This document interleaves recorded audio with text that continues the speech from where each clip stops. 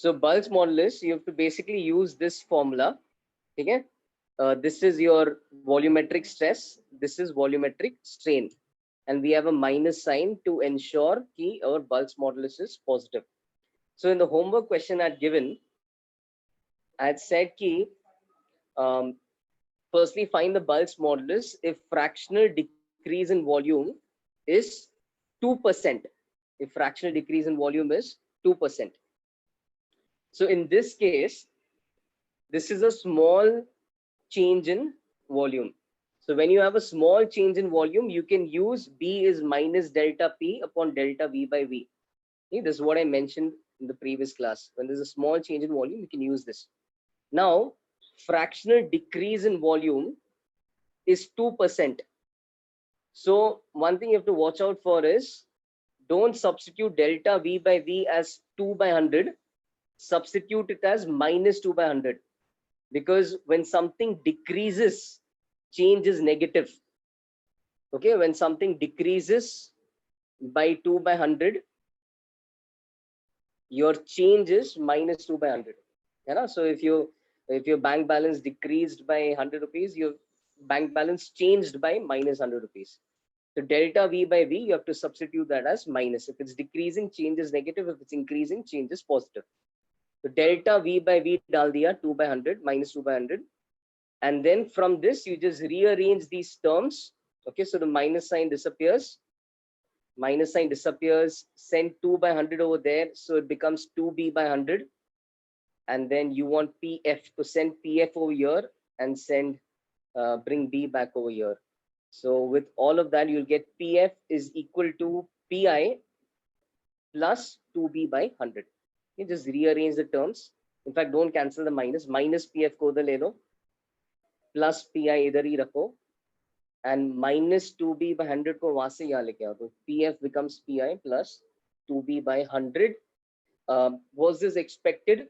वो एक बार check कर लो. So based on what you substituted over here, you may either get this as your answer or you get PI minus 2B by 100 as your answer.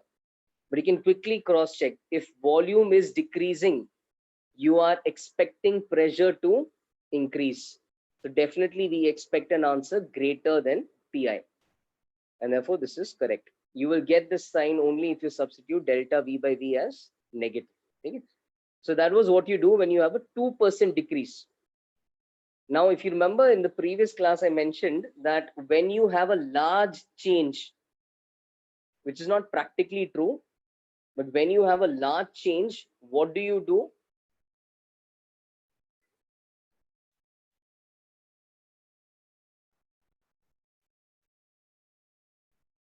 When you have a large change, you'll have to integrate. Yes, so you'll have to use this formula and you'll have to integrate. Okay, so you'll have to write this for an instant when specific volume is V. For an instant, you'll have to write and then you'll have to integrate that. If you can see 50% is clearly a large change. So what we'll do in that scenario, we'll use this formula. B is minus dP upon dV by V. We will rearrange the terms. Okay, so separate the variables. So B dV by V left hand side pe, minus dP right hand side pe. Integrate, use limits accordingly. V initial se V final, P initial se P final. When you integrate this, your relation that you get is B ln V final by V initial is equal to minus P final minus P initial. All right. Now just substitute the snail. I'll talk about that. So one of you is asking me, what point do we consider as a big change? One second.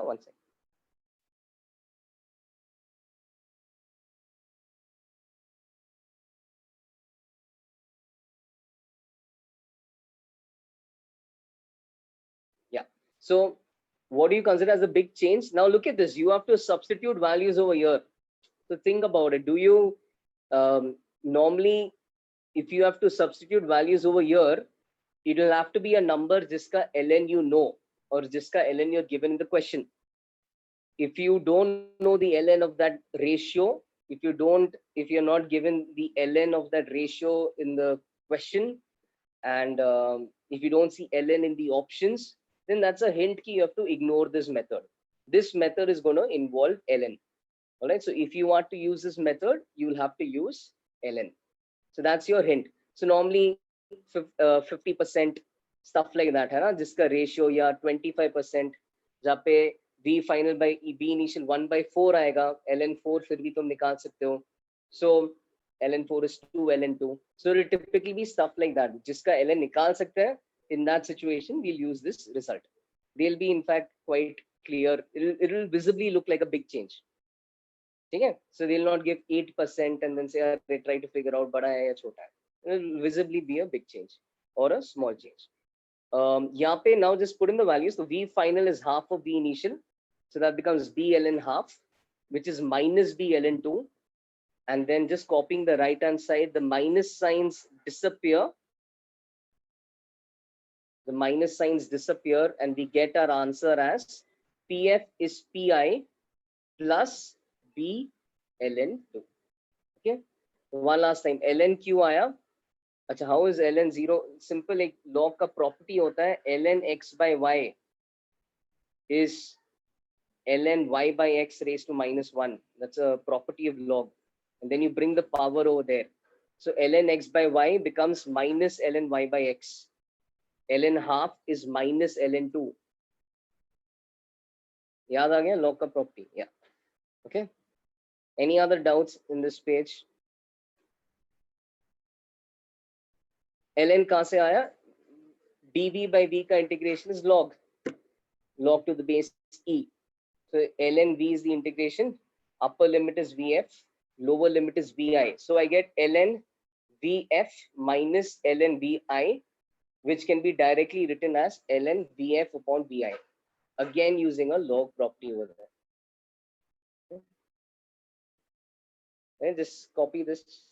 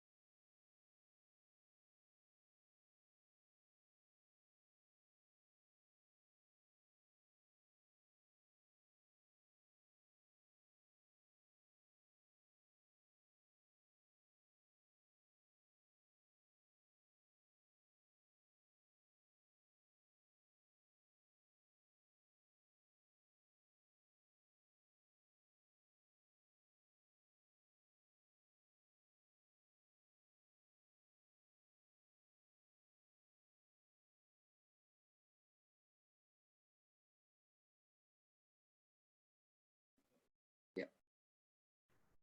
Done. Okay. Yeah. All right. Finally, I think the Wi-Fi thing is sorted. And sorry, guys. Actually, so I called someone to repair the Wi-Fi today, and so they were repairing it, and I needed to attend to them as well. So that's one of the reasons I had to keep postponing the lecture. We'll just connect to that Wi-Fi over here. Just a second.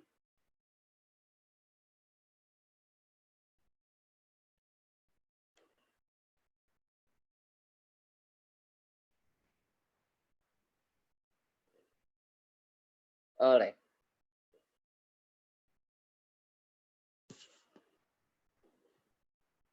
Okay.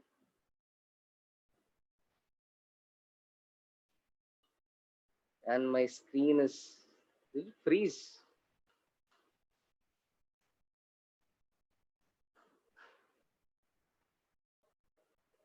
Okay. All right. Cool. Perfect. Good. Good. Good. All right. Good. Yeah. Okay. So any doubts? Now I'm ready. Now let's fully be focused. Thanks for being patient. Sorry for wasting your holiday. अभी थोड़ा speed pick up कर लेते हैं. No doubt so far. All clear with what's going on. If you have, please ask. ठीक है? I had given you this question, and this is an interesting question. Find B for a polytropic process. Okay, so polytropic process, if you remember, we had studied in thermodynamics, it's any process given by this equation, PV raised to N is constant. Now, based on the process, you have a bulk's modulus for each process. Okay, so how do you find the bulk's modulus for that process? With this equation. So I said there'll be only two places where you'll have to use this equation for bulk's modulus. There'll be two places. One is where you actually have a large change. है ना, सवाल में normally ऐसा values वगैरह दिया है, you won't use it, but when you have a large change, ऐसा 50% वगैरह change के लिए, 25% change के लिए, you'll use this result. जहाँ पे तुम्हें integrate करना पड़ेगा, वहाँ पे use करोगे. दूसरी जगह होगा where you actually want to use that differential relation, dp by dv अगर use करना है ना, that's where you can again use your Bulk's modulus result. So we are going to use that formula. By the way, that is the actual formula. Minus dp upon dv by v is the actual formula. Delta p delta v is an approximation. So let's use that actual formula over here to figure out our Bulk's modulus for a gas in any polytropic process. So we know that the Bulk's modulus equation has dp by dv. Let's try getting dp by dv from this equation. All right, so I'm going to differentiate both sides of this equation. Okay, I'm going to differentiate both sides of this equation. This is only for gases. Polytropic process for an ideal gas. Bulk's modulus is not limited only for limited to solids. Bulk's modulus is defined for solids, defined for liquids, and defined for gases as well. But for gases, Bulk's modulus depends on the process the gas goes through. Okay, it depends on that specific process. So over here, we are trying to find Bulk's modulus for that polytropic process that an ideal gas is going to follow. Remember thermodynamics? Yeah? तो वहां से या अपना KTG वहां से उस gas के लिए हम Bulk's modulus निकालेंगे. कैसे इस इक्वेशन को डिराइव करेंगे? तो I'm going to differentiate both sides. Okay. Now I hope you know enough maths to not ask the question, sir, with respect to what? It need not be with respect to anything. I'm just going to take a differential of both sides. If you are not able to understand it, imagine I'm taking it with respect to x and then cancel out x later. Okay, so imagine I'm taking differentiation with respect to x and then I'm canceling out dx from the denominator. So what would it look like? Derivative of my constant will be 0. Derivative of PV raised to n I'll need to first apply product rule. What does product rule say?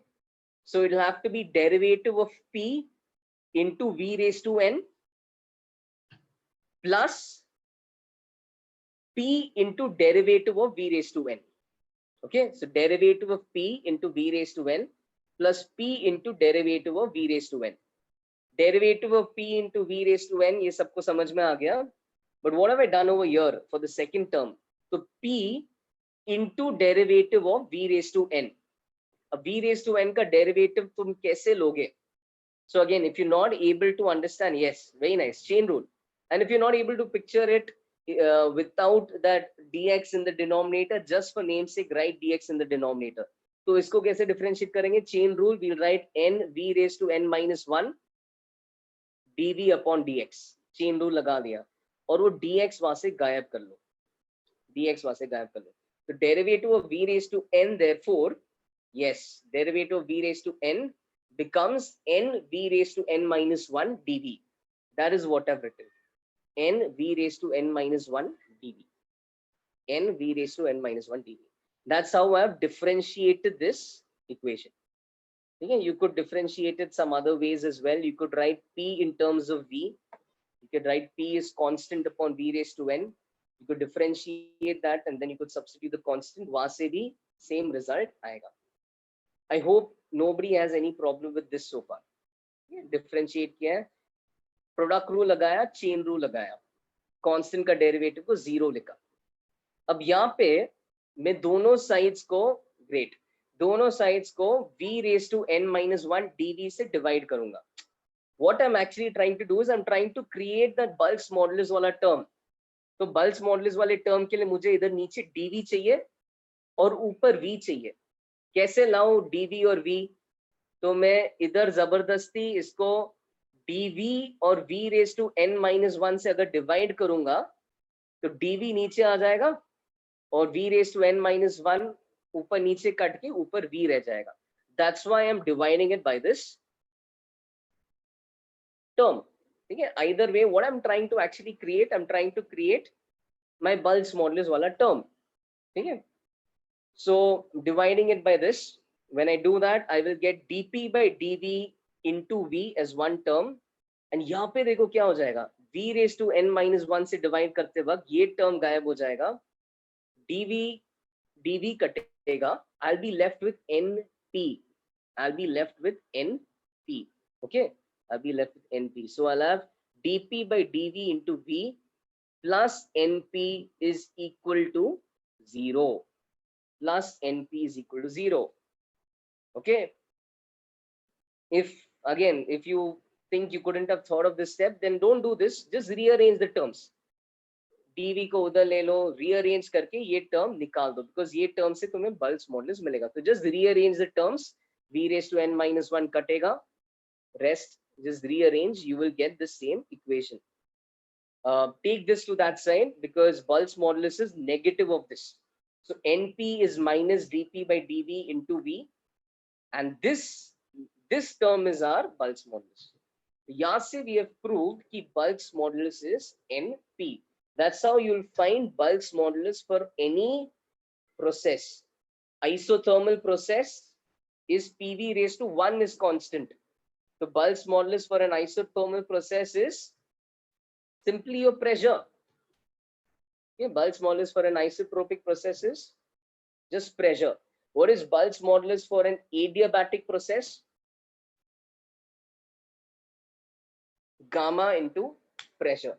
So PV raised to gamma is constant. So bulk modulus for an adiabatic process is gamma P. So this, you can look at this as a question. You can also look at this as a result. I would say, I looked at your syllabus, and your syllabus in thermodynamics mentioned bulk modulus for a gas. So then, since this is explicitly written in your syllabus, I would suggest why not memorize. Learn to derive it as well. But don't just look at this as a random question I've given in my notes, which you may forget. Remember this as an important concept. Derivation, या तो याद रखो या result याद कर लो, but memorize this. Okay? This is important. This is not just an ordinary question. Look at this as an important concept. Bulk modulus is n into p. Any doubts in this?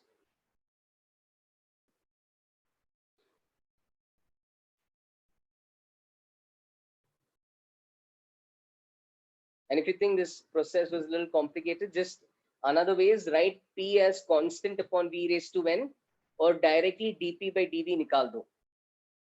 ठीक है, तो use the rules of differentiation. Constant को अंत में substitute कर लो pv raised to n से, तो सब काटा फूटे के बाद अच्छा सा np का result आ जाएगा for minus dp by dv into v. If you like thinking that way, you can think that way. Okay. Clear? All clear? Okay. Some of you are asking me, will I take doubts today? Yes. So I'll try to wrap up what I have, and then I'll definitely take doubts. Okay. So, so we have a little bit of theory now. Okay, this is little light, just a bunch of points. याद करोगे तो that's it. Will be very scoring. ज़्यादा numerical नहीं है इसमें. Theoretical stuff है. What we have is the stress strain curve for a metal wire. Okay, the stress strain curve for a metal wire. So if you take a metal wire, and we are talking about normal stress, खींचने वाला stress, खींचोगे और wire का length कितने से बढ़ेगा उसके बारे में बात कर रहे हैं. Okay, So we find that when we start pulling a wire, and as we gradually increase the force that we apply, and as we continue to observe how the wire gets stretched, we can start plotting the stress in the wire, which will be force by area, with respect to the strain in the wire, which will be extension by original length. And we get this kind of curve. Okay. So just some quick observations about this curve. So it looks like in the beginning, the curve follows a straight line, 0 to A. While you're drawing this, just draw a nice straight line. Ignore the light blue dashed line for now. 0 to A is like a nice straight line. फिर उसके बाद it becomes a curve. A के बाद it becomes some kind of curve. Okay. There are a bunch of important points in this, which we'll of course get to. But then there is a maxima. And I hope that makes sense. एक point के बाद तुम rod को खींचते जाओ, एक point के बाद the rod cannot take any more force. In other words, it cannot take any more stress. It can't take any more tension by area. It can't take any more stress. So this maxima is representing that stress. It's representing the maximum stress a rod can withstand or a wire can withstand. What do you think will happen beyond that stress? So beyond that stress, you will see that wire is going to soon fracture. The wire is going to soon fracture. And you will find that normally after you cross that stress, the stress decreases, it spontaneously goes to the point of fracture. So what happens is when you cross that max limit, suddenly now that wire is stretched so much that it is weakened, you may see some cracks develop in the wire. And now it's easy to finish off the process with lesser effort. It's like sometimes when you try to open a jar of pickle, the first rotation के लिए बहुत effort लगाना पड़ता है, but एक बार वो हल्का सा किसी ने rotate कर दिया, उसके बाद to finish the process is easy. So not related to this, but similar idea. यहाँ पे once you cross the max stress, by then the wire is so damaged, there are already so many cracks that have infiltrated the molecular structure of the wire कि इसके आगे to finish the process off, you need lesser and lesser additional stress. So which is why the graph starts to decrease. Now I've mentioned, ये बस मैंने एक overview दे दिया. All of the theory that I'm going to mention is all going to be written out in front of you. Okay, so I hope in that time you have at least made the graph. So let's go over these important points. So the first point is proportional limit. So that's going to be point A. Point A is your proportional limit. As the name suggests, this is the limit till which the graph is proportional. This is the limit till which stress is proportional to strain.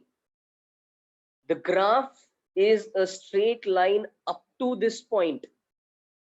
Within this limit, the wire follows Hooke's law. What is Hooke's law? Hooke's law said for small deformations, stress is proportional to strain. Why did he have to say for small deformations? Because after a point, when you cross this level, you enter a region where stress is no longer proportional to strain. So एक limit तक stress strain के proportional है, and वो limit के अंदर ही हमारा सारा question numerical वगैरह आता है. We don't have any numericals beyond the proportional limit, but that limit till which stress is proportional to strain, that limit till which Young's modulus is defined, that limit is called your proportional limit. So any doubts in the proportional limit? This is where stress is proportional to strain. This is where Young's modulus is defined. Okay. In fact, Young's modulus is the slope of this graph. है ना? जितना ज़्यादा slope रहेगा, उतना ज़्यादा Young's modulus रहेगा, which we'll also again come to. But that was your proportional limit. Then you have elastic limit. ठीक है? Again, अभी एक theoretical point है, इसको समझ लो. So this elastic limit, this is found to come shortly. This point comes shortly after your proportional limit. So elastic limit is point B. तो A के थोड़ा सा बाद we find the elastic limit is achieved. अब elastic limit का मतलब क्या होता है समझ लो. Elastic limit is that point कि उस पॉइंट तक, up to this point body is elastic, मतलब इस पॉइंट तक अगर तुमने बॉडी पे जो एक्सटर्नल फोर्सेस है वो निकाल दिया, बॉडी अपना शेप परफेक्टली रिटेन करेगा. Okay, so let me explain what happens. So till this point, let's say I subject the body to this stress. Yeah, I subject the body to this stress. Stress is my y coordinate. The body under that situation has a strain. Okay, strain is the x coordinate. So under that stress, it has elongated. But if I release that body now from that external force, body को वो जो खींचने वाले force से release अगर कर लिया, body perfectly वापस ओरिजिनल लेंथ तक जाएगा. क्यों? Because in this range the body is elastic. Elasticity is a property by which a body retains its original shape. You stretch it under the influence of your force, it will stretch, but when you release it, it comes back to its original shape. There is no permanent elongation. It comes back to its original shape. That is elasticity in a nutshell. तो अगर तुम body को B के कोई है ना, B तक, B कौन सा स्ट्रेस डिफाइन करता है, वो स्ट्रेस तक तुमने बॉडी को लिया और फिर उस स्ट्रेस के बाद बॉडी को छोड़ा, you take the body till a point before B, you subject it to that stress, and then you remove the stress, the body will retrace this curve and reach back to a situation where there is zero stress and zero strain. Okay? Is my voice breaking for everyone? No. Okay, so just check the internet on your end. All right. So if I take the body till a point before B and I release it, it will completely regain its shape. That is the elastic limit. अभी अगर मैंने elastic limit cross किया, so when a body is subjected to a stress beyond this point, it results in a permanent deformation. Okay, so if you take it to a higher stress, it's no longer going to behave elastic. It will result in a permanent deformation when you release all the forces. Okay, so let me explain what's going to happen. So if I let's say I take the body to this point, okay, point P तक लेके गए, P B के बाद आता है. Okay, so while I'm applying that force, I see this much stress, but when I remove the force, when I remove this external force, the body, instead of returning, I'm so sorry. When I remove that external force, the body, instead of returning along the stress strain curve, it returns now along a different line. ये different line के along return करने का मतलब क्या है? जब वो x axis पहुंचता है, x axis पहुंचना मतलब zero stress, मतलब it's reaching a condition where there is no external force. तुमने external force हटा दिया, पर strain zero नहीं हुआ. मतलब क्या है? There is strain is delta L by L. There is left a permanent extension in the rod. So if you take the body beyond B and you release it, instead of coming back to zero strain when there is no external force, it comes to point Q where there is a permanent strain in spite of no external force. And I hope you can imagine that happening. है ना? कई बार तुम कुछ चीज को खींच के you might have experienced this with pants that have an elastic band. ज़्यादा खींच के एक point के बाद it loses its elasticity. What does that mean? It no longer contracts and it no longer retains its original size. It stays stretched. एक point के बाद, है ना? So we say it has lost its elasticity. Why? Elasticity was the property to go back to its original shape. यहाँ पे it's not going back to its original shape. Okay, clear? So that's what I've written in this paragraph. So when a body is subjected to a stress beyond the elastic limit, it results in a permanent deformation. When the external forces are removed, the rod returns along the dashed line PQ. Okay, This, you don't need to make much of this, but that dashed line will be somewhat parallel to OA. It's normally observed कि it returns somewhat parallel to this line. Okay. The rod now has a permanent deformation or a permanent offset in the zero stress condition. And I have written F. I wonder what I meant by F. I think this is supposed to be Q. Okay. The body now has a zero stress, sorry, has a permanent deformation or a permanent offset in the zero stress condition. मतलब तूने सारे forces हटा दिए, फिर भी body original length पे नहीं आया. Okay, so 0 to B is what we call as the elastic, is the range in which the body behaves like an elastic material. 0 to B तुम body को stretch करके छोड़ दो, original length पे आएगा. But उसके beyond अगर body को stretch करके छोड़ोगे तो वो ओरिजिनल लेंथ पे वापस नहीं आएगा. इसके बियॉन्ड जब तुम स्ट्रेच करके छोड़ोगे वो ओरिजिनल लेंथ पे वापस नहीं आएगा. So that kind of behavior is what we call as plastic behavior. Okay, so plastic is, in this context, it's defined as the opposite of elastic. When a body does not return to its original shape, we say it is not perfectly elastic, or we say it is plastic. So B to D, it experiences plastic behavior. Okay.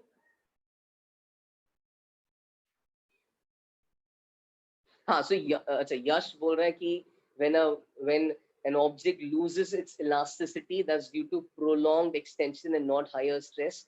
Yes, so that is a different phenomena. So there are several factors which make a material lose its elasticity.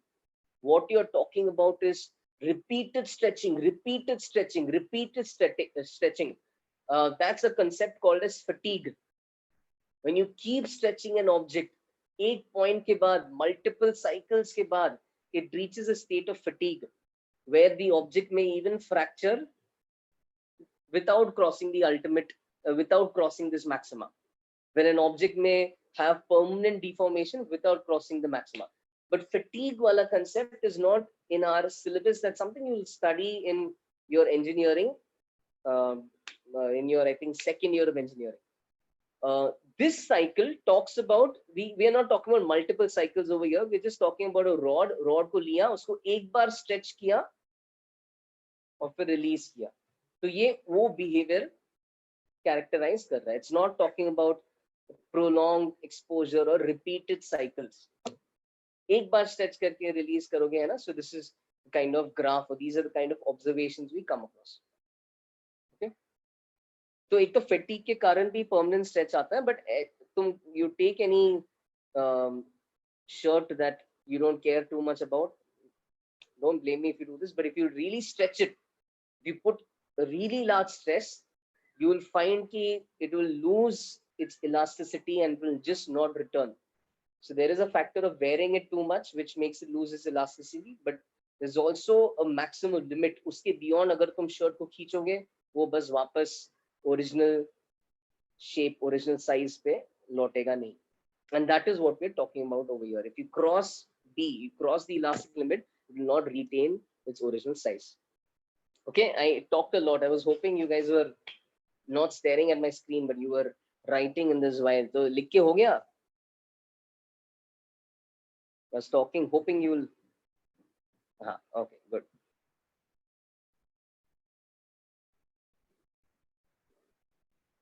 जल्दी लिखो.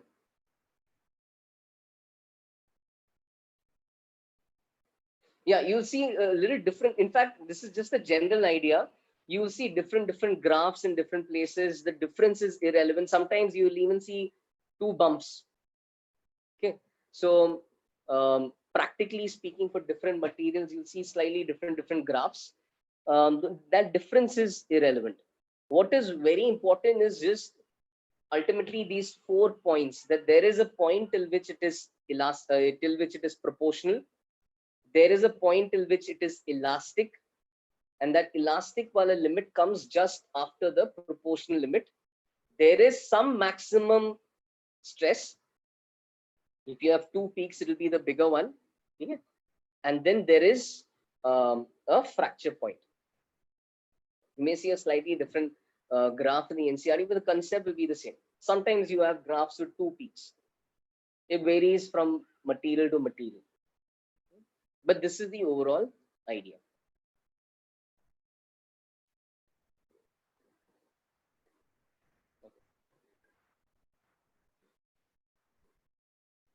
Yeah.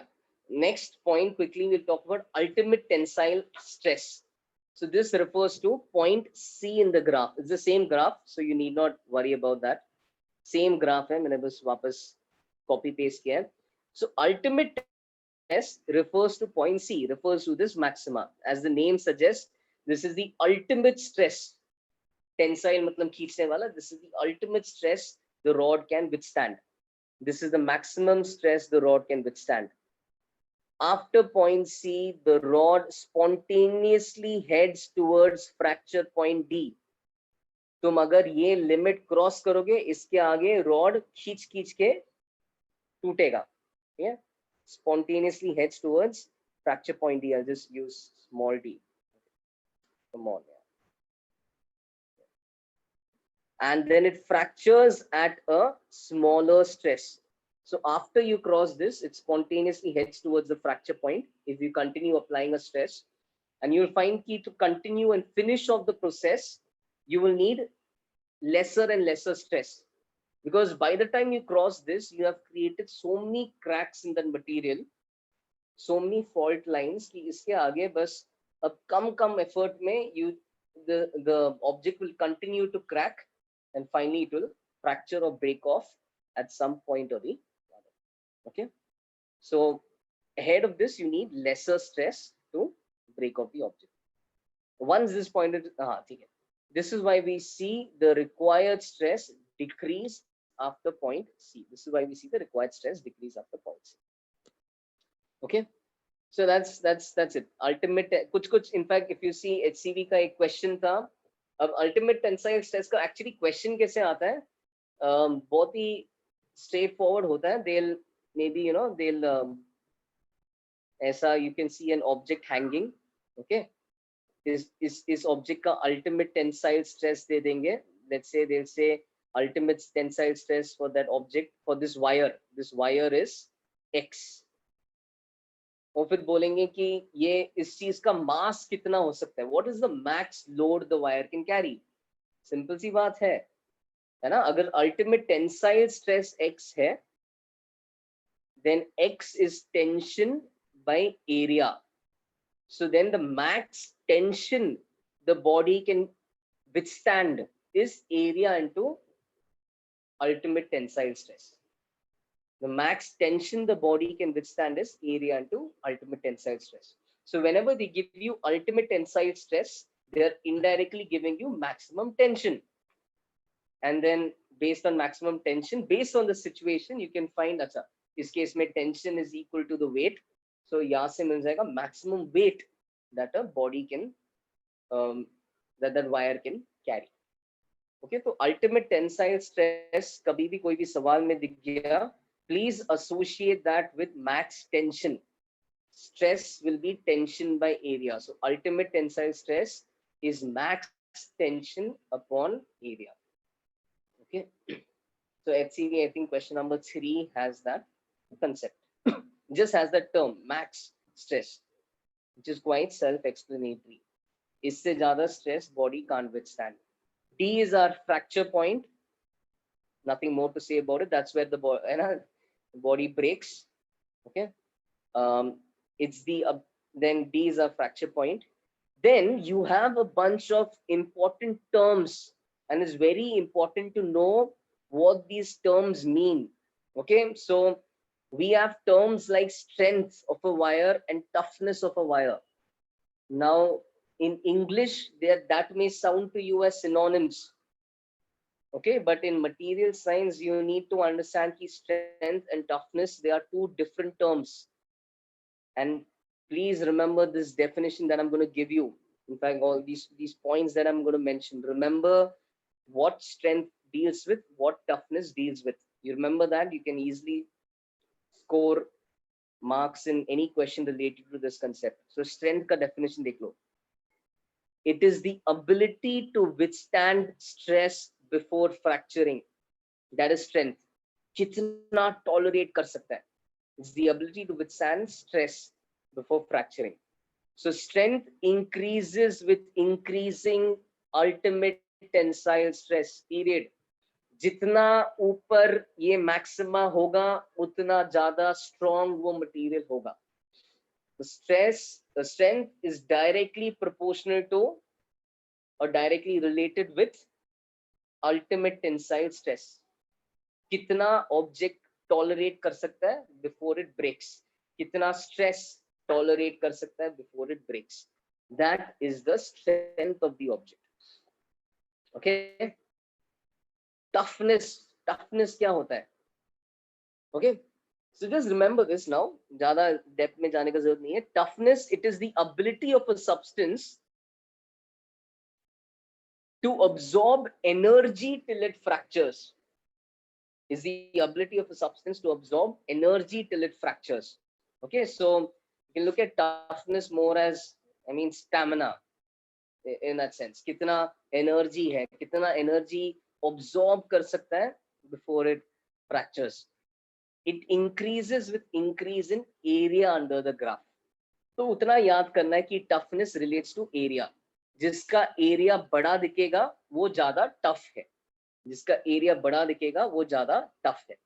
अब why just briefly बता देता हूं. If you remember कि I said energy density was stress into strain, right? In fact I am so sorry, I think there was a half का factor, है ना? Energy density is half stress into strain.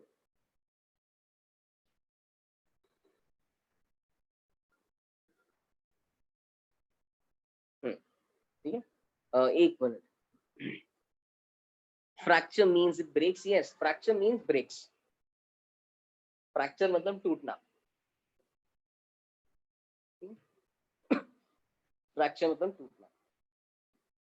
Okay, alright. सो यहाँ पे if you remember I mentioned energy density was half sigma into epsilon. Okay, but in this case क्या हो रहा है? The amount of energy this is absorbing, इसमें क्या है? Your strain is continuously changing. All right, so because you have, and in fact your stress is also changing. So when I want to talk about the energy it withstands by the time it breaks, what value of stress do I take? Okay, what value of stress do I take? इसमें I'll just think about this. I don't think, sorry, एक second.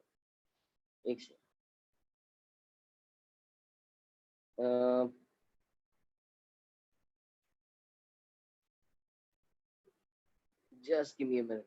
I don't think that half will be there. Half इसमें रहेगा because already average हुआ होगा. Sorry, I don't think that half will be there. Cancel this half. ये half नहीं रहेगा. ठीक है, वो इंटीग्रेट करके ये रेंज तक जब तुम इंटीग्रेट करोगे ना तो एरिया अंडर द ग्राफ आ जाएगा half sigma epsilon. Okay, so actually this, long story short, this is the formula for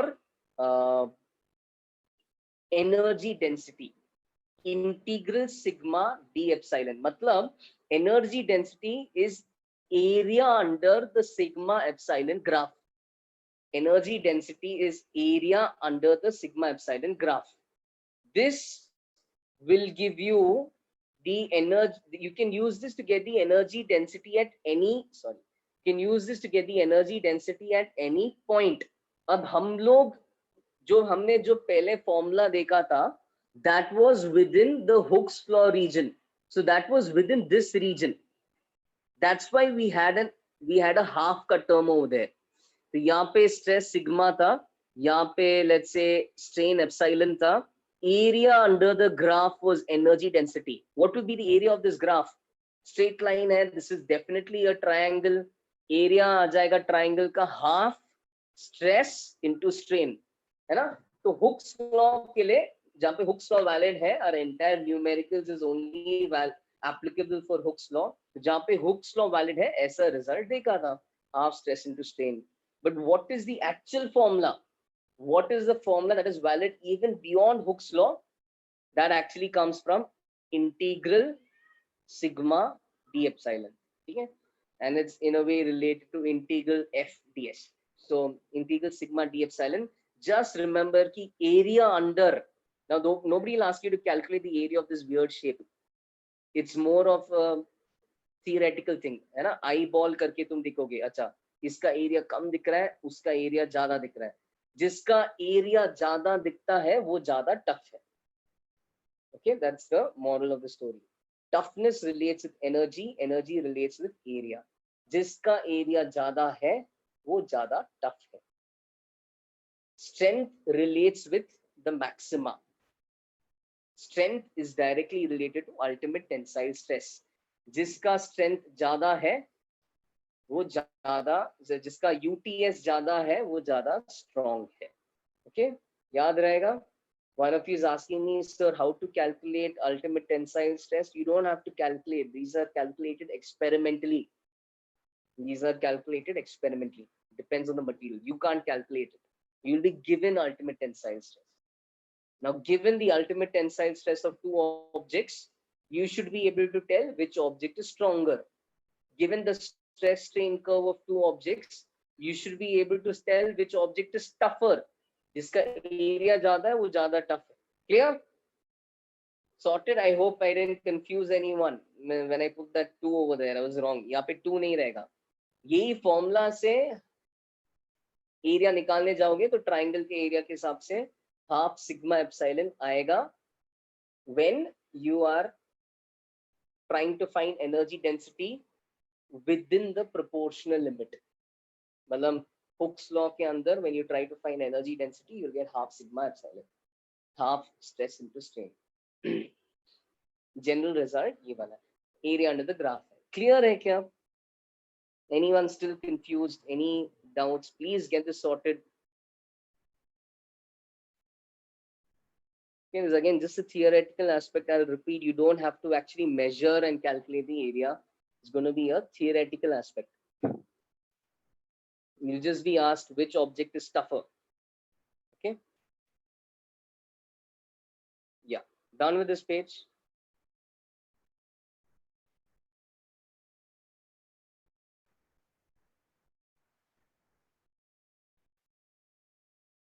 Okay. So which object is stronger? Which object is tougher? I'll show you some questions which you'll easily answer. 3 और adjective है. वो 3 और adjective समझ लेते हैं. Okay. Stiffness or rigidity. You remember stiffness of a spring? Stiffness is related to the spring constant of a spring. जितना ज़्यादा K, उतना ज़्यादा stiff. Yes, very nice. जितना ज़्यादा K, उतना कम वो stretch होगा, उतना मुश्किल से stretch होगा. तो ज़्यादा K मतलब ज़्यादा stiff. Okay. So it is the ability of an object or a spring to resist deformation when subjected to an external force. Long story short, what do you associate with stiffness? In this case, you can associate stiffness with the Young's modulus of the material. जितना ज़्यादा Young's modulus होगा, उतना ज़्यादा compared to materials. ठीक है? जितना ज़्यादा Young's modulus, जितना ज़्यादा slope.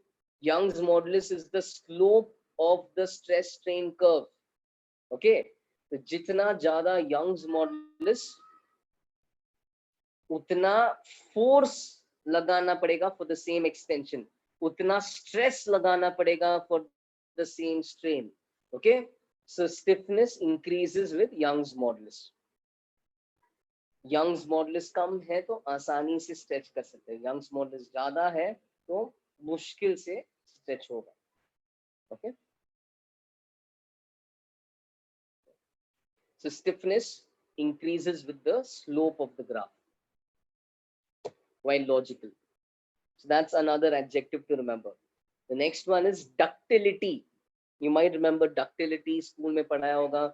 When you beat an object into and you stretch it out in the form of a wire, कितना आसानी से तुम उसको हैमर करके मतलब वायर के फॉर्म में, लॉन्ग वायर के फॉर्म में बना सकते हो. That relates to the idea of ductility. So what is ductility? अब clear एक definition मिलेगा. The ability of a material to be permanently stretched without fracturing it. Okay, तो डक्टिलिटी में क्या होता है, हमें ऑब्जेक्ट को स्ट्रेच करके लंबा वायर बनाना है, स्ट्रेच करके शेप चेंज करके एक लंबा वायर बनाना है. अब मुझे स्ट्रेच करते वक्त I want to cross the elastic limit. क्यों? इलास्टिक लिमिट तक अगर मैं स्ट्रेच करके छोड़ूंगा तो it will go back to its original length. I want to permanently stretch the object. Okay, so as I want to permanently stretch the object, we'll have to cross the elastic limit. So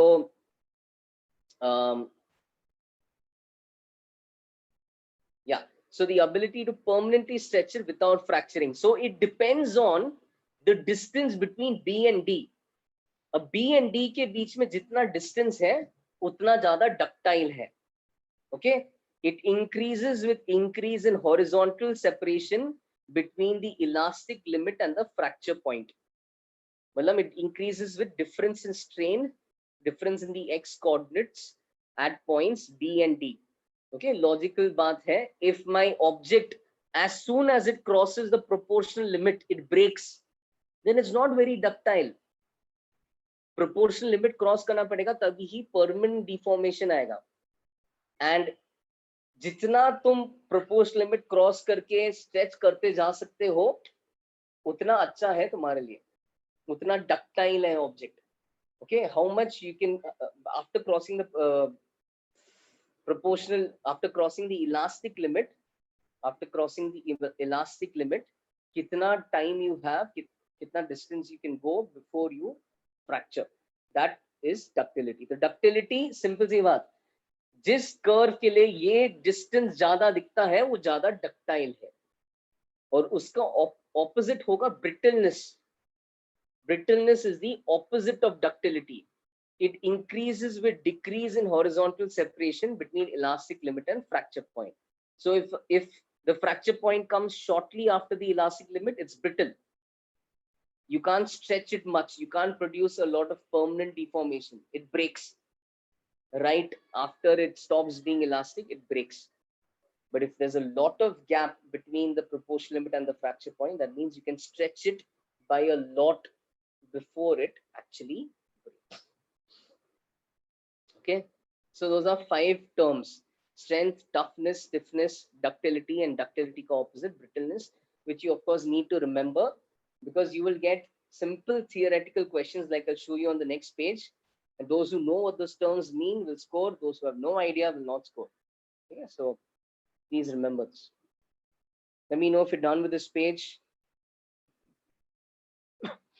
So today we are wrapping up the theory, and once we're done with theory, I mean, if you're asking me, am I giving numericals? There isn't a lot of numericals on this. In fact, there is no more numericals. Numerical wala part ho gaya. So we have just a few theoretical points which we are finishing, and then we're done with the syllabus. We'll take your HCV doubts. For those who want to stay back and ask some doubts, we can clear some of those doubts.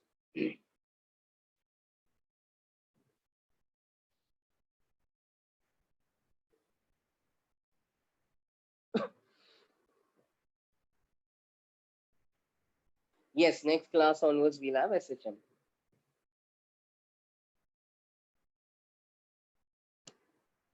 Well, next week, 60, yeah.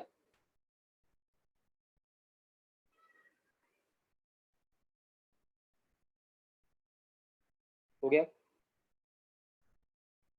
So I'm just going to give you a sample question.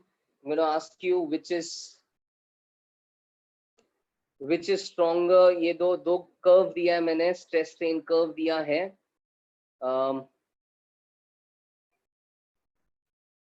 Okay, which is stronger, which is tougher, which is more ductile, and which is more stiff, which is more brittle. Okay, can you try answering this? Tougher just थोड़ा eye ball कर लो.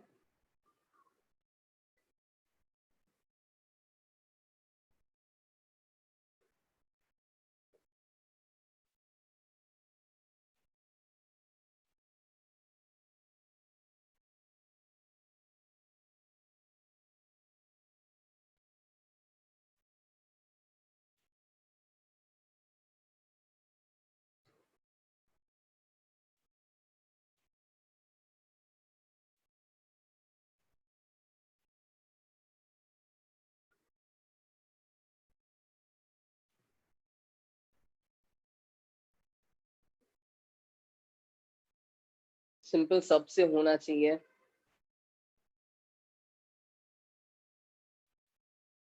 We spend a lot of time on this just for you to answer these questions. ठीक है, ऐसे ही question आएगा.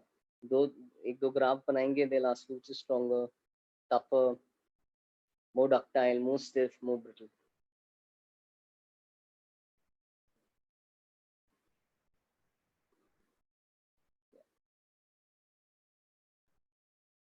सारे का सही है.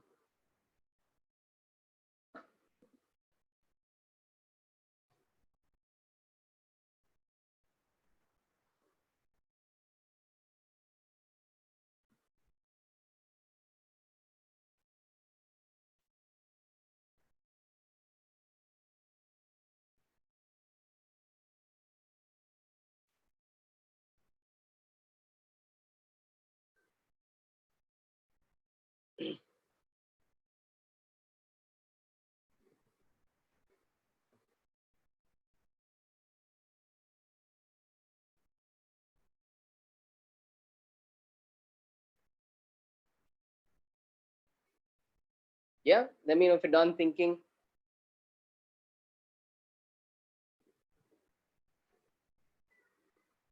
क्या होगा answer? Which is stronger? That's it. I think एकदम simple school level question हो गया.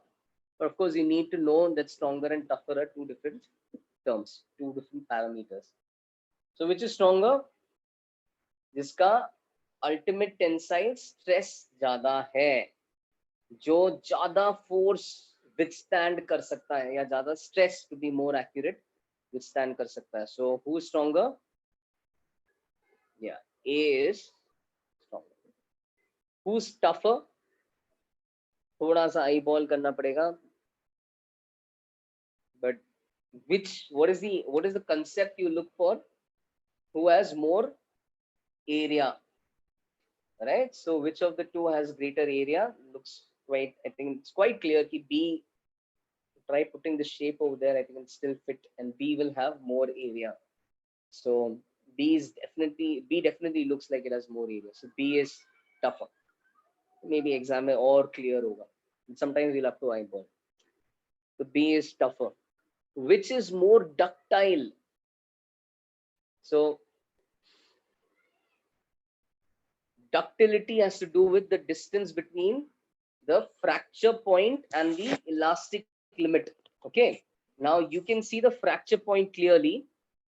You may not always be able to see the elastic limit, but you can at least see kahan tak straight line hai. So shortly after where the straight line ends, you have your elastic limit. So यहाँ पे elastic limit और fracture point के बीच में उतना distance है, इसके लिए और ज़्यादा distance है. तो इसमें you can produce more permanent deformation. So definitely B is more ductile. Which is more stiff? Stiffness is opposition to being stretched, which you will observe in the Young's modulus region, in Hooke's law region. Proportional limit में देखो कौन ज्यादा resist करता है. ये ज्यादा resist कर रहा है. यहाँ पे slope ज्यादा है. Slope ज्यादा मतलब Young's modulus ज्यादा stress चाहिए same strain produce करने के लिए. Okay, so A is most stiff, and brittle का answer is opposite of ductile. Which is more ductile is less brittle, which is less ductile is more brittle. A is definitely more brittle. Simple. So I say just be ready for these questions if they come your way. Let me know if you're done with this page.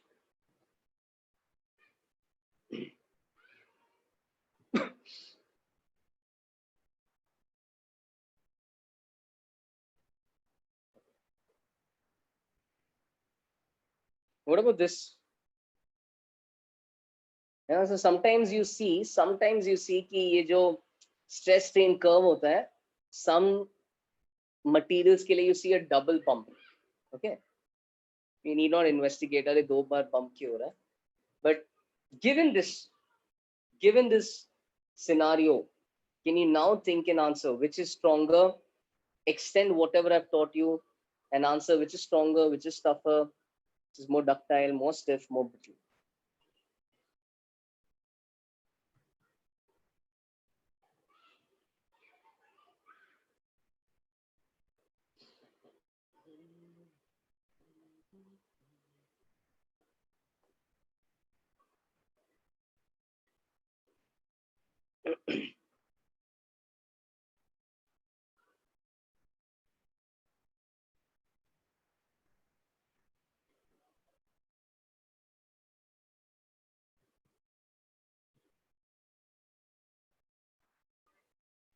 Almost same he graph है, बस थोड़ा adjust कर रहा हूँ.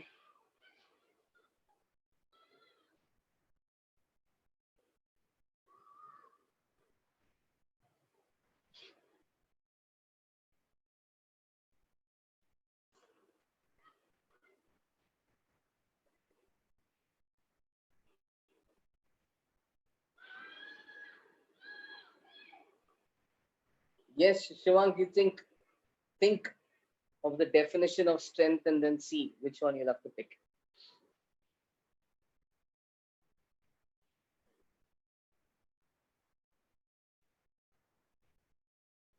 Tarun,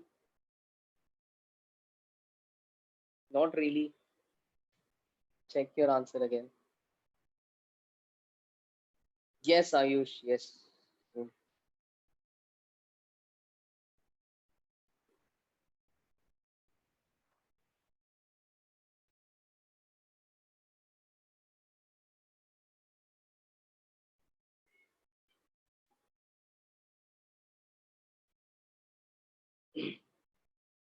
Okay, discuss करें.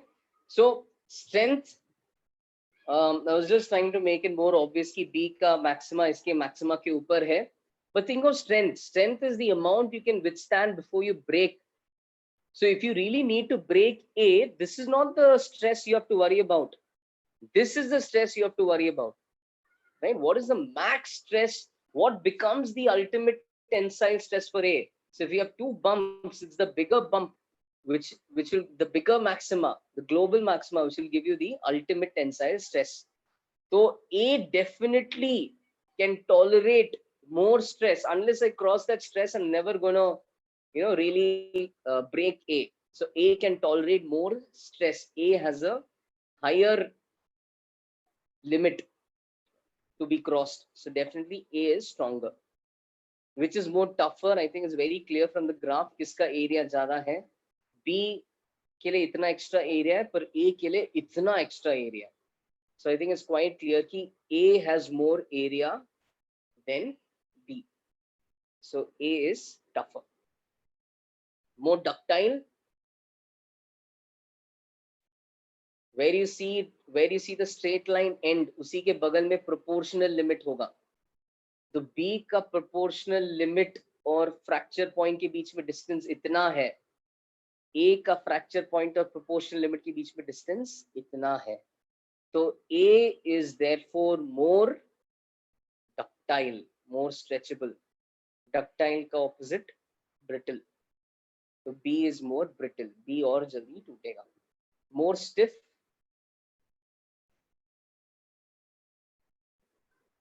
Higher Young's modulus. Very nice. So which is what most of you answer as well. So that's it. So this just remember these terms. Don't forget them. Stronger, tougher, more ductile, more stiff, more. Okay.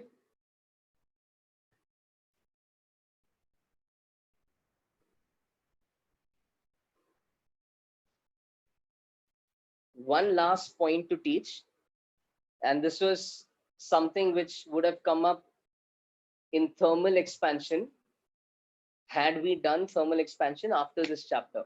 But I think when I taught you thermal expansion, I said We'll keep this point for properties of matter. So we're going to talk about thermal strain. Okay, so done with this page. I think should be done, no doubts. Rubber भी रह गया. Stress strain curve for rubber, ये बस जैसे जल्दी copy, you'll find this in the HCV as well.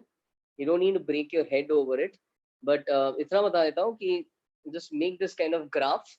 There are three main observations in this graph. First and foremost, as you know, rubber is more stretchable. So the max deformation or the strain for fracture is several times larger in rubber than for a metal wire. मतलब simple सी बात है, अगर इसी में मैं अगर metal wire का ग्राफ बनाऊंगा ना, तो मेटल वायर का ग्राफ ऐसा कुछ दिखेगा comparatively. Yeah? So it's easier to stretch rubber, and rubber gets stretched to a far larger distance before it fractures. So by comparison, that's how your rubber ka stress strain curve would look like in comparison to how metals would look like. Metal का ये जो slope होता है ये Young's modulus है, and Young's modulus is close to 10 raised to 9 Pascal.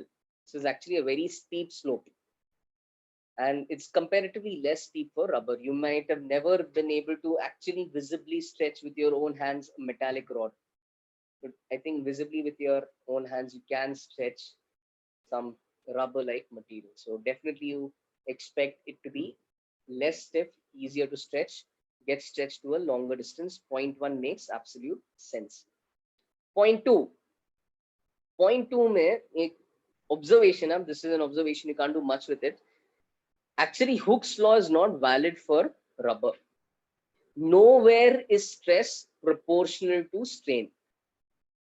Nowhere is stress proportional to strain. So rubber का ये जो graph जो होता है, it's continuously, it's always curved. It's never a straight line.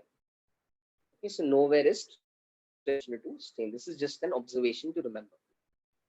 The final observation is, ये जो rubber होता है, उसका path retraced is always different. Okay, so first of all, rubber is always elastic, means wherever you release it, it will always, more or less, till you एक point के बाद it will get damaged. Of course, we will not talk about that, but more or less it's quite elastic. So even if you release it there, it's going to come back to a zero strain wala position. But this is a little interesting. Path retrace is different. Okay, path retrace is different, and it has a smaller area. So normally अगर मैं rubber को यहाँ तक लेके जाऊंगा, you will find that when you release it from there, instead of retracing this path, it retraces this kind of path. अब इसमें क्या होता है, when it's retracing this kind of path, the area under the graph is lesser, and area under the graph represents the energy exchange during the process. So while I'm stretching rubber, the bigger area represented how much energy I am supplying to that rubber material while stretching it. So the bigger area represents kitna energy मैंने rubber को दिया, and the smaller area represents, अब ये जब return करेगा ऐसे path के along, the smaller area will represent वो कितना energy surroundings को दिया while coming back to its natural length. And what is happening is, its potential energy is not increasing, it's just taking a different path. So because it's taking a different path, is releasing less energy as compared to the energy it takes. So there is some extra energy left in that material, which will be observed as heat. So because it does not retain its exact path, we don't perfectly call this as a conservative force. Conservative force the path independent होगा, इसलिए इसके लिए perfectly potential energy define नहीं करेंगे, ठीक है? But what happens is, it does not retrace the same path. तो simple story ऐसा याद कर लो कि वो ज़्यादा इसमें वैसे कुछ न्यूमेरिकल आएगा नहीं, जस्ट फॉर योर इन्फॉर्मेशन। ऐसा याद करो कि वो ज्यादा एनर्जी लेता है स्ट्रेच होते वक्त और कम एनर्जी देता है ओरिजिनल लेंथ तक लौटते वक्त। ओके, so यहाँ पे I've written therefore rubber doesn't release all of its stored energy. It does not release all of its stored energy. Some energy is left with it, asked as heat means some energy is left with it which appears as heat. Okay, some energy is left with it which appears as heat. Okay, so in the form of heat some energy is left with it. This phenomena, iska bas naam yaad karo, is called as elastic hysteresis.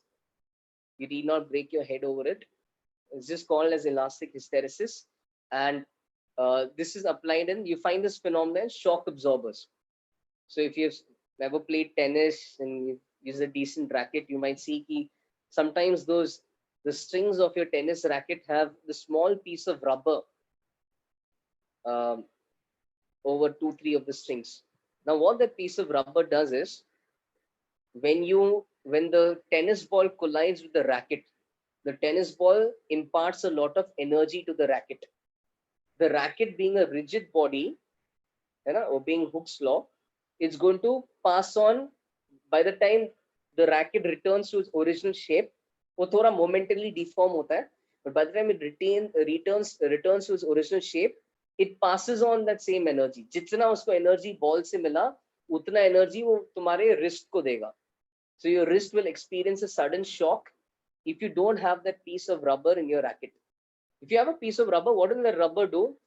When the ball collides with the racket and the racket passes on the energy, the rubber will take the energy, rubber भी momentarily deform होगा, but it will return by a different path. तो मतलब वो क्या करेगा, वो energy ज्यादा, मतलब 100 जूल एनर्जी दिया, पर लौटते वक्त 70 जूल एनर्जी वापस दिया, तो 30 जूल एनर्जी उसने अब्सॉर्ब कर लिया, and thereby it tries to in a way reduce the amount of shock passed on to your wrist. You don't need to break your head over this. You're not going to get a question on this. Again, it's just FYI. HCV mein tha, I've just in a way reiterated what the HCV has told you. Okay. 3 points. Done copying this page.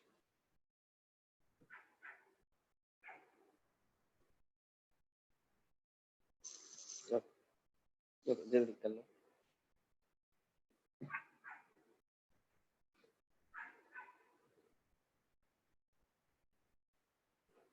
So I started at 5:40. That means I have 10 more minutes to finish the legit lecture.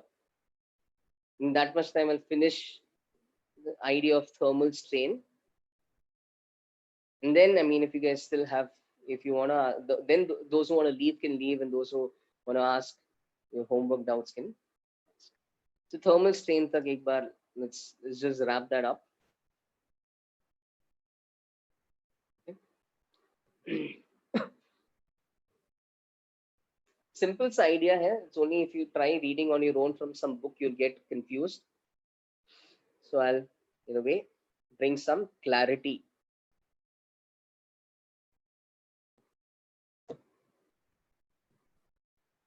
What is thermal strain? Okay, so I think this paragraph that I've written should really help you understand. Thermal stress, thermal strain. ध्यान से सुनो. When a rod expands due to a change in temperature. Okay, so when you expand the rod, we know its length increases. We get a delta L by L. Don't call that delta L by L as strain in the rod, because strain is an extension due to stretching.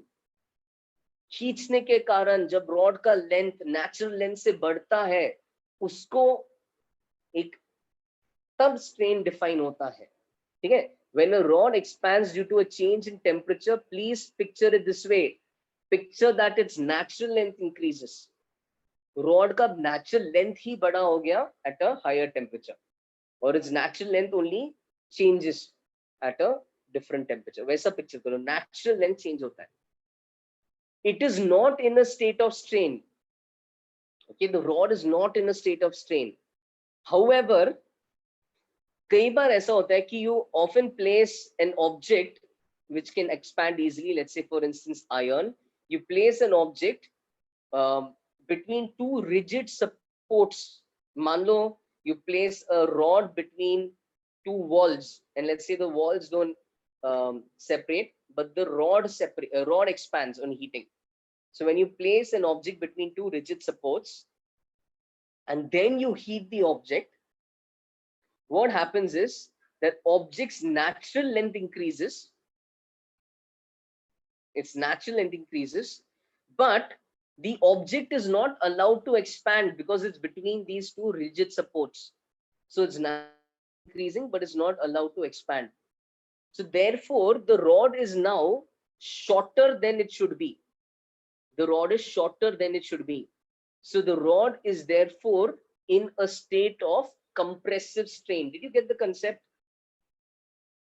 You heat a rod which is fixed between two rigid supports. On heating it, by theory, the rod size has increased, but because its ends are fixed, the rod is not allowed to increase. So compared to its new natural length, the rod is now in a state of compression. It's in a state of compressive strain. Okay. So that was just me explaining the idea. You're going to, in a way, just do a quick small question. And the funda is, this is the definition: the stress and strain in a rod subjected to a temperature change with its ends rigidly fixed. The stress and strain on a rod subjected to a temperature change with its ends rigidly fixed, that stress and strain are respectively called as thermal stress and thermal strain. इतना मैंने अब idea दे दिया. अब तुम अपना दिमाग लगा के एक सिंपल सा क्वेश्चन कर लो. Yeah, copy all of this. I'll give you time. Copy all of that. And just consider two cases. One is where a rod is between two rigid supports, and the other is when a rod is free to expand. Okay, it's just casually kept on a smooth floor. It's free to expand. Given the length of the rods, given alpha, given Young's modulus, given delta T, given the fact the rods were initially unstrained, okay, this rod is not in a state of strain. Given those facts, find thermal strain and thermal stress, because your delta T mil raha hai na, so you're subjecting it to a temperature change. Uske karan find thermal strain, find thermal stress. In both cases, case A when the rod is between two rigid supports, case B when the rod is free to expand. You think and answer, and that's it. With this, we are done for the day. इस पे थोड़े अच्छे questions रहते हैं, which I'll give you as homework. You're not going to get these questions in your TWT, but इसमें जो दो तीन अच्छे question I'll give you as homework. This will be from your thermal expansion chapter in the HCV. So I'll give you that as homework. You can try it out, and we will discuss that in the next class. Don't worry about your TWT. That question won't come in your TWT. You try it out, and next class before starting SHM, we'll discuss that. Okay, some good questions on this. The HCV has some good questions, but just do this one just for clear conceptual clarity.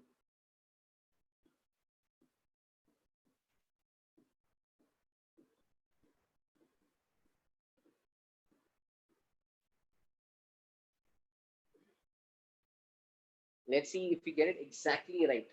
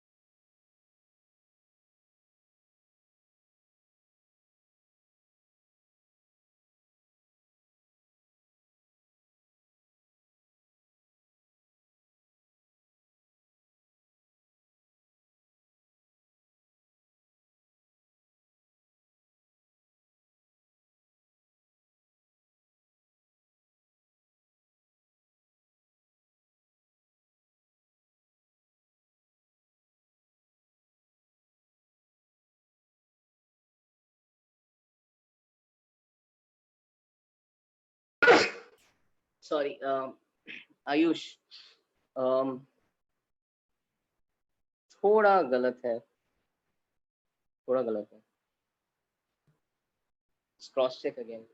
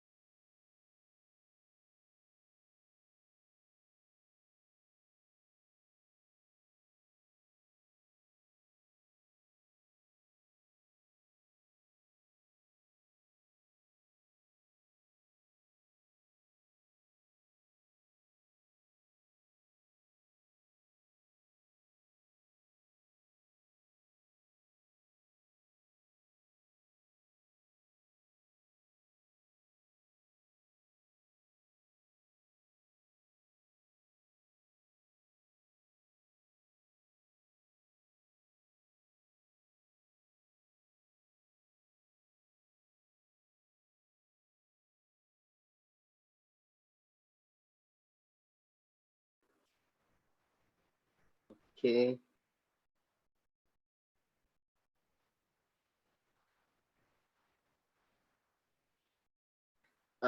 पुनः B का answer सही है, ए का answer quite close, still not correct.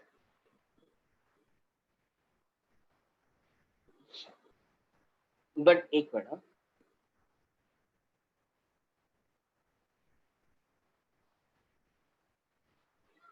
नहीं, not exactly.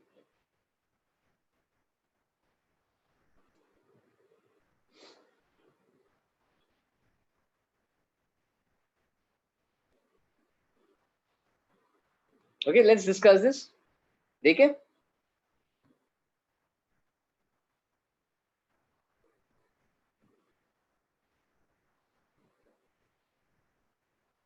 you guys need more time.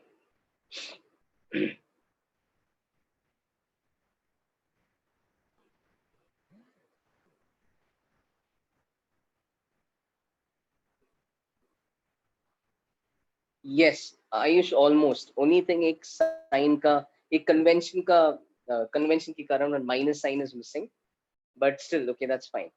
ठीक है, एक बार ये देख लेते हैं क्या होता है। नहीं, that's fine. In fact, a lot of books miss that minus sign as well, so you're not alone. तो यहाँ पे क्या होता है in case A, okay, case A, natural increased by L alpha delta T, right? Natural length increased by L alpha delta T. But यहाँ पे, so the rod wanted to increase by this amount, but it was not allowed to. So now you have to picture कि rod का length है इतना, but rod is not allowed to expand. So rod is actually now, I mean, it's not allowed to be at that natural length. So right now the rod is actually in a state of compression. It's compressed from its natural length. By not allowing the rod to expand, you have in a way compressed it from its natural length. By how much did you compress it from its natural length? As the rod did not expand, it is compressed by that amount. So you have actually compressed it by L alpha delta T. By not allowing it to expand to its natural length, you have compressed it by L alpha delta T. L alpha delta T is the compression in the rod. When you go to find thermal strain, the formula for thermal strain is epsilon T. Epsilon T is, of course, strain itself. Now, strain is defined as delta L. Yes, Yash, yes. So, I'll talk about that. Strain is delta L by L. Delta L, so change in length. Remember, extension is positive, contraction is negative. You have contracted the length by L alpha delta T. So delta L, L final minus L initial, delta L length minus natural length is negative. So it's, the rod is contracted by L alpha delta T. So this is negative. It's compressed by that amount. So delta L is negative. Now denominator is natural length. So to be very accurate, yes, if you have written the natural length of the rod, if you have written L1 plus alpha delta T, you're correct. That's in fact very accurate.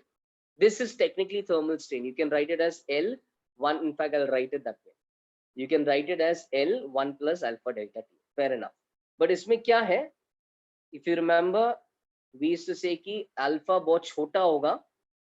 Now, because alpha is very small, in front of 1, alpha delta T is going to be negligible. So if you find it convenient, you can ignore that alpha delta T and you can just even simply write the denominator as L. Because remember, we said that these changes in length are very small. So rod ka ye length and rod ka expected extended length both are very similar. Okay, so in that sense, you can actually ignore this term. This term is going to be very small, so you can ignore that. So therefore, our answer looks like minus alpha delta T. If you wrote minus alpha delta T upon 1 plus alpha delta T, that's okay. That's also correct. That's more correct than my answer. But that's, again, that's fine. If you don't see that in the options, you can write this as minus alpha delta T. I'm so sorry. Yes, this is N. This is N. ये normal strain है, normal stress. Thanks for that. Thanks for that. This is going to be epsilon N and sigma N, not tangential. Normal strain. Okay, fine. Thermal stress कैसा आएगा? Thermal stress आ जाएगा simple. Thermal stress is Y into thermal strain. Again, N. Thermal stress is Y into strain. Okay, so sigma N is Y into epsilon N. Again, if you're ignoring the alpha delta T in the denominator, your result will look like this. If you wrote this with 1 plus alpha delta T in the denominator, that's also correct. Okay, most probably you may not find that in the options, but yeah, I mean, that's also correct. You can, if that's not in the options, you cancel out alpha delta T, you get this. This is technically a thermal stress, thermal strain. Technically, it has to be negative. If the rod, because ऐसा सोचो, जब delta T positive है, rod expand होना चाहता है, but rod is not allowed to expand. So rod is in a state of compression, and for compression, stress and strain are negative, and vice versa. If delta T is negative, यानी कि rod छोटा होना चाहता है, and somehow you don't allow it to reduce in size, then the rod is in a state of tension. You have not allowed it to reduce, so it feels stretched. And in that case, when delta T is negative, these stresses and strains automatically become positive. So this is technically the formula. Now you may find some books ignore the minus sign and you have to just forgive them for it. Okay? Technically, this is the formula. Sometimes they ignore the minus sign and they only talk about magnitude. Thoda sa wo incorrect. Yeah. So just forgive them for it, but you be clear. Okay? What is strain, what is stress? If you don't see minus sign in the options, drop the minus sign. Okay? But you be clear about your concepts. Yeah, last time we are ignoring alpha delta T because this is small. Alpha, remember, is of the order 10 power minus 5. Delta T कुछ 10 के order का हो सकता है ज़्यादा से ज़्यादा, तो 1 plus alpha delta T is approximately 1. That's why we are ignoring. नहीं ignore किया तो भी गलत नहीं है, सही है, बस हो सकता है तुम्हें ऑप्शन में वो दिक्कत है ना दिखे. Okay, and that's it. B, I'm overshooting by 5 minutes, but this is the last point. B, case B, when the rod is free to expand, there is no stress and there's no strain. Rod is free to expand, no stress, no strain. Okay, so be clear. A lot of times, क्या होता है, students read this concept and sometimes textbooks don't write that minus sign, so they think कि अरे वो extension वाला delta L by L जो आता है ना, वो वहाँ पे alpha delta T है, fractional change in length, और stress के formula में भी delta L by L है, तो sorry strain के formula में भी delta L by L है, तो they think that is actually thermal strain. It's a slight misconception.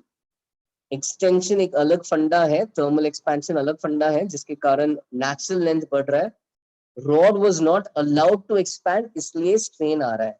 अगर रॉड फ्री टू एक्सपैंड है, you will not get any thermal strain. So in a question where the rod is free to expand, don't take thermal strain to be delta L by L equal to alpha delta T. Understand your concepts. Rod was allowed to expand. There was no strain on it. Thermal strain is 0. Okay, that's it. So with that, we wrap up the chapter. We'll now, if those who want, if those who have any doubts in your HCD, some doubts you want to get cleared, you can ask. We'll discuss them. Those who want to leave can leave. You have enough to prepare for the test. You won't get questions on thermal stress, thermal strain. Don't worry about that. And but I will give you some homework from HCV का thermal expansion वाला chapter. जो तब हमने किया नहीं था because that involved Young's modulus. Now those are some good questions, so you can attempt them. We will discuss them in the next class. Okay? They won't come in your TWT, but attempt them. That's going to make you think a little bit. Okay? Those will be good. तो बोलो कुछ है पूछने को, doubts?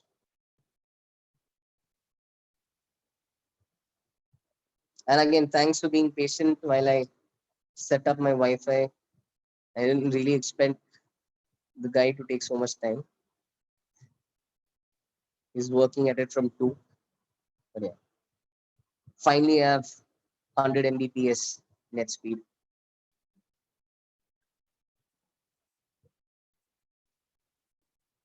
It's like everyone is leaving. Can I please explain B again? हाँ, okay. तो देखो रुद्रा क्या हो रहा है इसमें,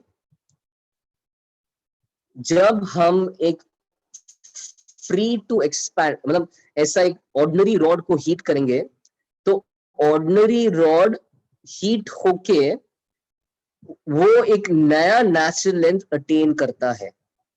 So when it expands thermally, its natural length only changes. Now, why should there be any strain in the rod? Strain is when you are trying to subject, you're forcing it to be of a length different from its natural length. That's when you have strain. Okay. A free to expand rod has no strain.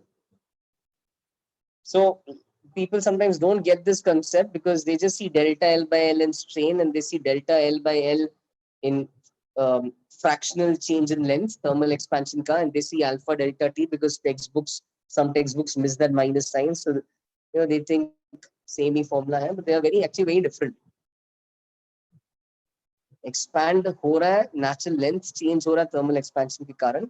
If it's restricted to expand, it will have a strain, and the strain will be in the opposite sense.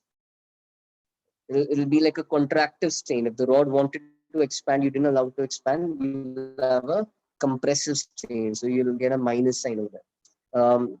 Okay, Sahil, in A part, rod is restricted to expand length, but it can expand in width. So I mean, it could expand in width. Where are you going with that? So ये तू जो बात कर रहा है, that like for instance, पहले तो first of all, in all these questions, picture the rod has expanded to its new natural length, and then visualize the rod being contracted.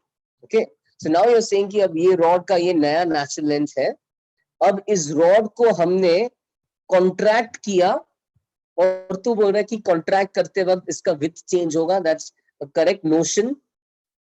That notion involves a parameter called as Poisson's ratio. You might have seen this in the HCV. Now, I've not taught that because that's not in your syllabus.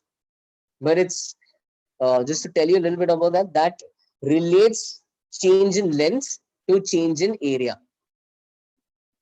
Okay, so when you pull an object along its length, its area accordingly also changes. And that factor that relates those two is called as Poisson's ratio. You can look it up. It's not there in your syllabus. So even if you don't look it up, it's fine. But तू जो notion बोल रहा है वो एक proper technical notion है. But does it affect the answer to this question? No, because we are only concerned with length. We are not worried about area. Strain का definition वही है, rod का नेचुरल लेंथ कुछ था, अब rod का length उससे एल अल्फा डेल्टा टी कम है, तो strain is minus L alpha delta T upon original length. Yes, Tanmay, yes. See, I think you guys don't want to miss out on your holiday. Ha, so bye. Can leave.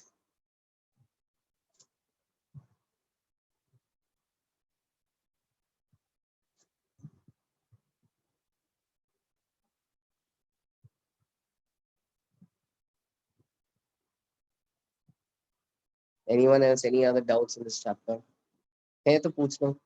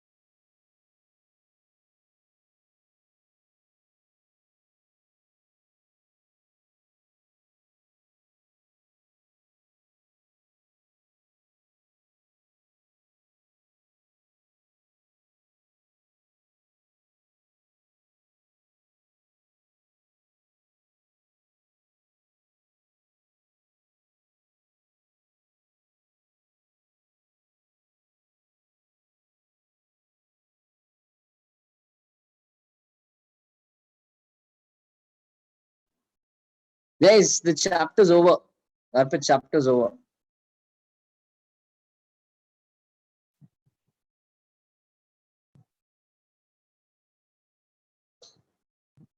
So you just have bulks, modulus, tangential, sorry, shear modulus तो छोटा ही है, उसमें ज़्यादा कुछ नहीं है. Bulks modulus, Young's modulus, viscosity, and surface tension. That's it. And this is a little extra theory. So it's a small chapter. As such.